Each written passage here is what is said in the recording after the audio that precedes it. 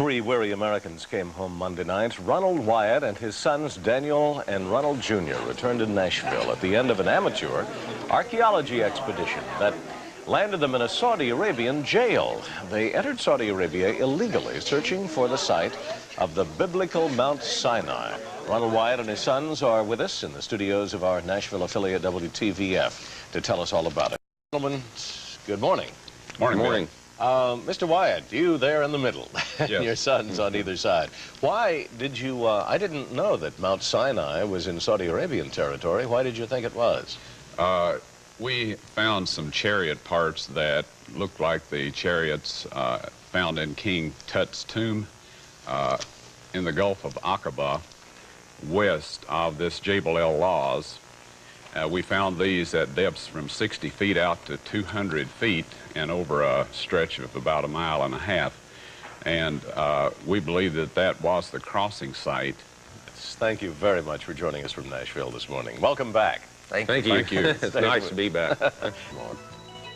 When Ron found the chariot parts in the Gulf of Aqaba, that told him that Mount Sinai lay across the shore there. So when he looked at the flight maps that he was able to get, he saw an area that appeared to be enclosed in the rim of an ancient volcano. And to the best of his figures, he came up with an area of about 5,000 square acres. And he knew that would certainly be large enough to be the camp of the Israelites. He also saw that there was another little amoeba shape just to the other side of it that he thought could likely contain the camp of the mixed multitude that came with the Israelites, because they were told that they could not stay in the camp. They had to stay outside of the camp. Dad tried to get permission for 4 years to go to Saudi Arabia so we could prove that that's Mount Sinai, here's where they crossed, everything, the whole bit, to give everybody the whole story. And they wouldn't give us permission. And he kept applying and kept applying. They would not do it. Our dad didn't want us to go to Saudi. We were in Jordan. He wanted us to stay in Jordan, just hang out. We had money, go eat and do whatever, just wait for him. And we said, no, you're not going. You know, we couldn't let him go by himself. So, because he said he was going to sneak over, but he did not want us to go. You know, but we pretty much insisted, we're going, you know, what are you going to do? Tie us down, make it stay, or whatever. So he let us go, and we snuck over there. He wanted to go to the mountain. He wanted to see what was there. And they drove. And they were asking directions. And they asked one man for a Bedouin out there. His driver was asking him where the mountain was. And he told him, he said, that's Musa Mountain. The people who lived there call that Moses Mountain. And they knew they were in the right place. And what Ron saw on that first trip, there were no fences back then. There was nobody living there. And he was able to drive actually into the Holy Precinct area. They just drove right in and around, and he saw everything. He saw what looked like an altar to him. He saw a lot of stuff that day, but then they had to leave. They were run out. When they came out, they were run out of the area. And so as they got back to the border, they thought everything was going to be okay. They were just going to slip across the border. And if they were caught, what Ron had found out was that if you're caught illegally in there, they will just kick you out of the country. But it didn't happen because someone had reported them to the embassy in Washington, D.C. as being Israeli spies. During the time that they were in prison in Saudi Arabia, or in jail, I won't call it prison, at one time they came to Ron and they said, why do you think the children of Israel would come here? And Ron would try to explain to them. And of course there was a language barrier. Someone had to translate for them. But they said, we just don't understand. And they put him in a helicopter and they took him over to the seashore, and they said, "Show us, where do you think the children of Israel came across?" So while they were in the helicopter, he looked across the Gulf and he saw where Nuweiba Beach was. It's pretty obvious to see. And he said, "Land down there, you know, right opposite." And when they landed, right there on the beach was a granite column, looked very similar to the one that they had found back in 1978 on the Egyptian side. And Ron said when he got out and they looked at that column, it had archaic Hebrew writing on it. And he said they were all stunned, and he believed that that literally saved his life, because on their way there, they had flown very low over an area in those mountains where there were literally bones scattered everywhere. And they told Ron, you know, if you're not careful, this is where you could end up. And I don't know that they were trying to scare him or what, but he believed what they said. And he believes without a shadow of a doubt that finding that column on the beach saved his life. A granite column that we first found in 1978. And if you look at the column behind me here, this part was laying down in the surf, and it had, shall we say, been eroded considerably by the surf. This is one of a matched pair of columns set up at the crossing site where the Habiru, led by Moses or Musa, crossed the sea. Now then, the other one is on the opposite shore. The inscription tells that it was set up by order of King Solomon, and it mentions that Pharaoh and his army were drowned by God in the waters here. In March of 1985, he returned and was able to explore the area freely. During this trip, he saw all the things which spoke loudly of the fact that a very large number of people had once been there. The largest feature was what Ron believed to be an artificial lake, which, although now dry, held the water from the stream that descended from the mount. If you'll look at the area right at the beginning of the Holy Precinct, you'll see that it actually looks like it's been created that way. It doesn't look natural, that this has been scooped out. And Ron believed that they actually excavated a place for a lake. And around the lake, they built wells. The walls of this structure, these round, circular, 18-foot diameter structures, were made out of large stones, you know, like a stone fence or something all the way down, and then another layer like that on the inside, just natural stones. And the area is certainly full of enough rock to build anything they wanted to build. Yeah. But then they found the little bitty pieces, or they may have crushed them up themselves to put in there, and that acted like a natural filtration device. And in this lake, there is an overflow that goes north. If you look at it past the guard shack. And so as the water came down the mountain from the you know, the brook that descended out of the mount, as it came down and into that lake, the people could get water out of there, but the animals could also drink out of the water. And you know how animals, when they're drinking, they're getting their feet and their legs all down in there and drinking in the water. And this purified the water in these wells for the people. That is what Ron believed.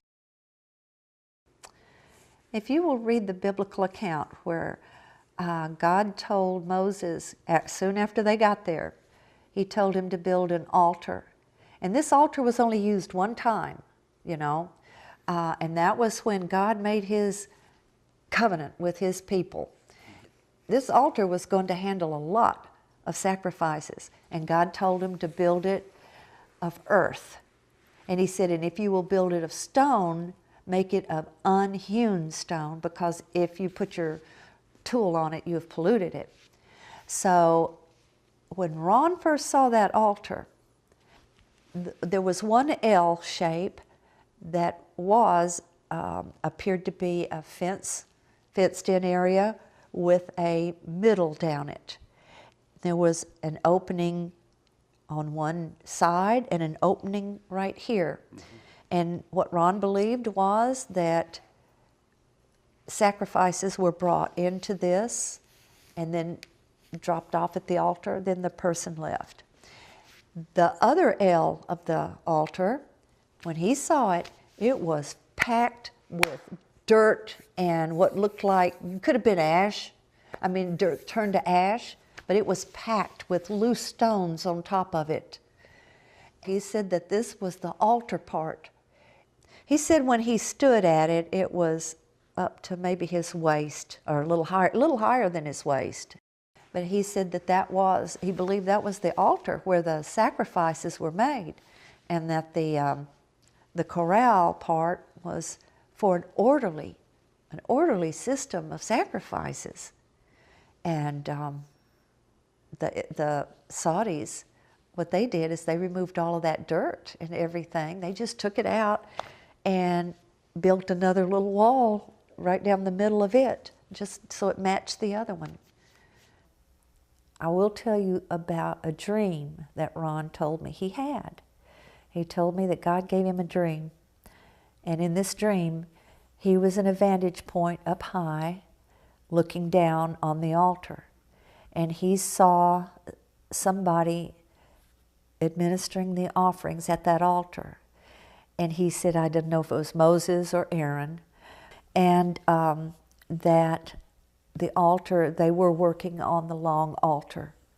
So I know that Ron believed it was an altar of earth containing unhewn stone.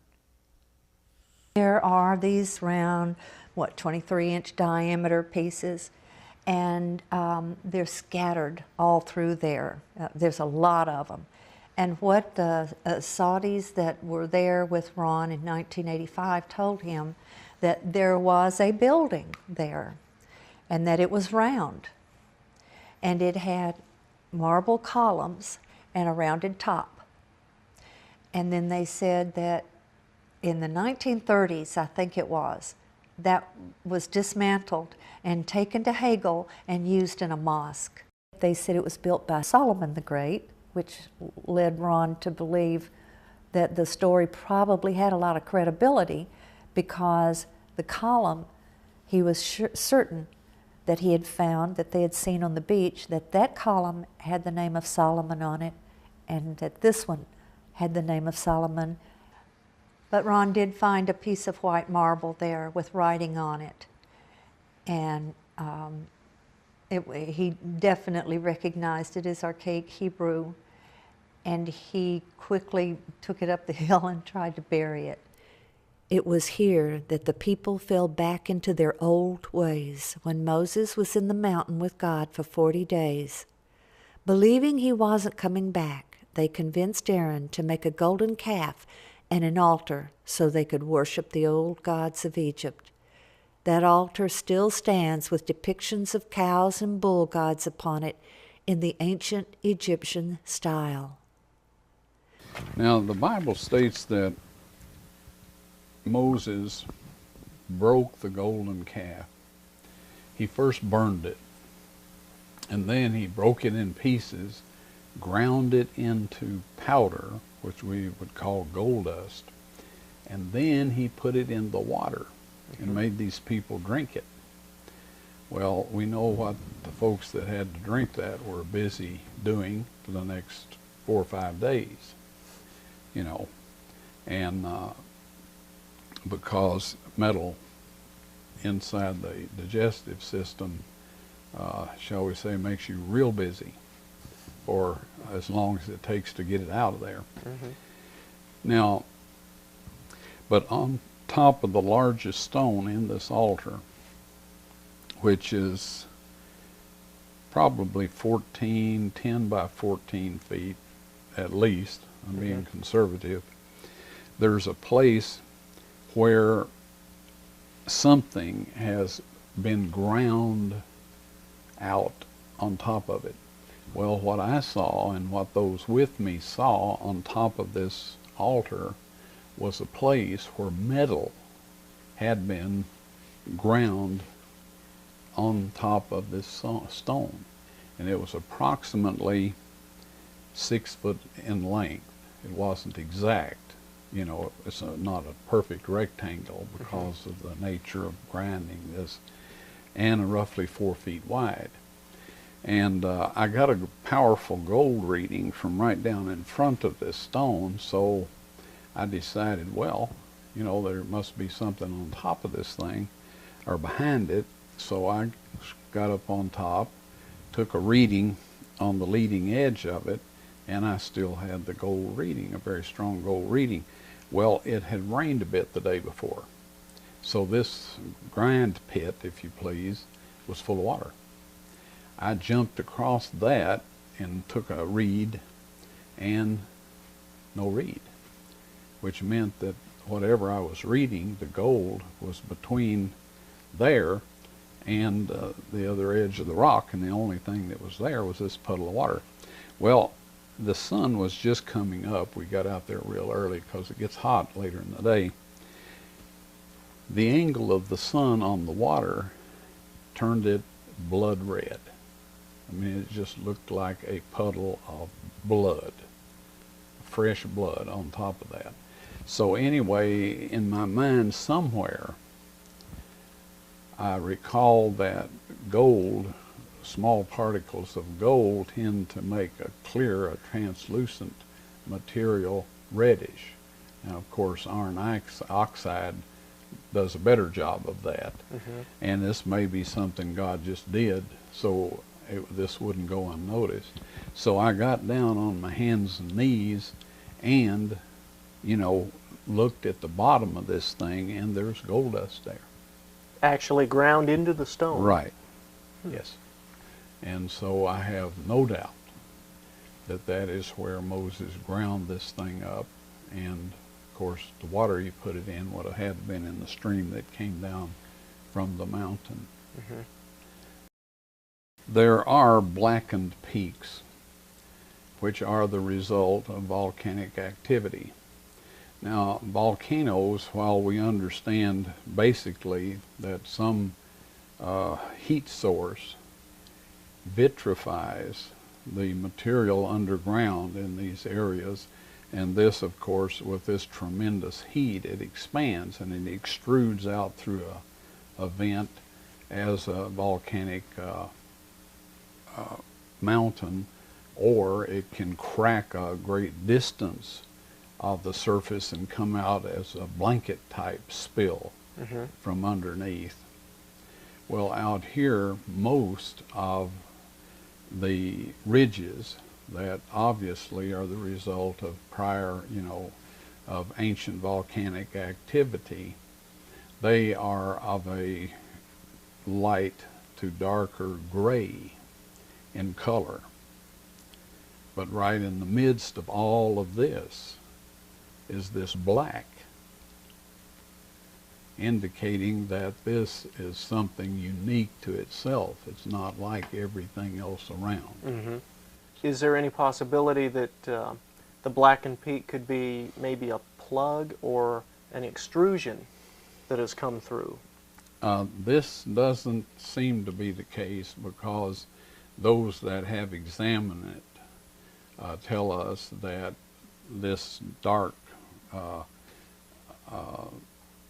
material only extends down for a short distance, and that below that is this grayish material that's typical of the rest of the area around there. So it's just right on the very top, Right. where this blackened, as if it were just burned and singed right there. Right.